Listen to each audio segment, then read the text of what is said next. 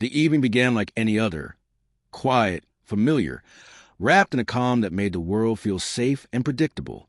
But that sense of comfort didn't last. In just a few words, Anna shattered it completely. We were finishing dinner when she brought up the idea of going to the swingers' party again. She joked about it before, and I had laughed it off, thinking it was just teasing.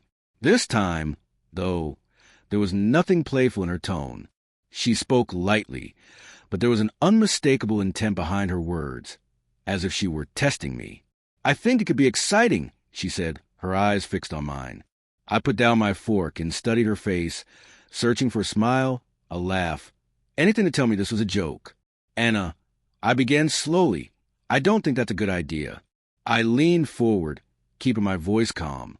"We've built so much together, our marriage, our home, our life. I don't want to risk any of that." She laughed softly and waved a hand dismissively. "You're overreacting. It's just a party. People do it all the time. Harmless fun." Her words cut deeper than she probably intended. For weeks, I had sensed a change in her. Something subtle, unnameable. A distance creeping into her eyes. A disinterest in our conversations. Longer hours spent getting ready. The woman sitting across from me no longer felt like the one I married. Her suggestion confirmed a truth I'd been avoiding. "Why now?" I asked quietly. "Why does this suddenly matter so much?" She set her wine glass down, the clink sharp against the table. "I just want to try something new," she said firmly. "I don't see why it's such a big deal."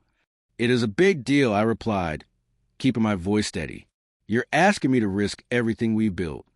"I'm not throwing anything away," she said flatly. "I just want to make things more exciting." The space between us thickened, charged with all the words we weren't saying. I wanted to keep talking, to make her understand what she was putting at risk, but her eyes told me everything. I was already too late. She had made her choice.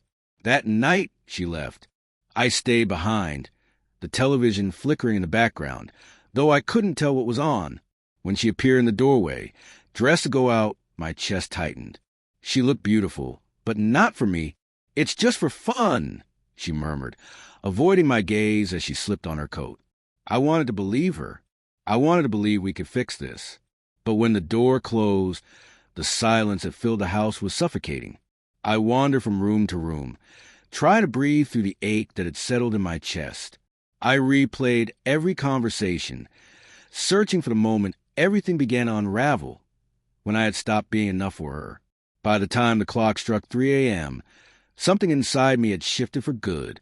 When Anna finally returned, she didn't look exhilarated or carefree, as I had imagined.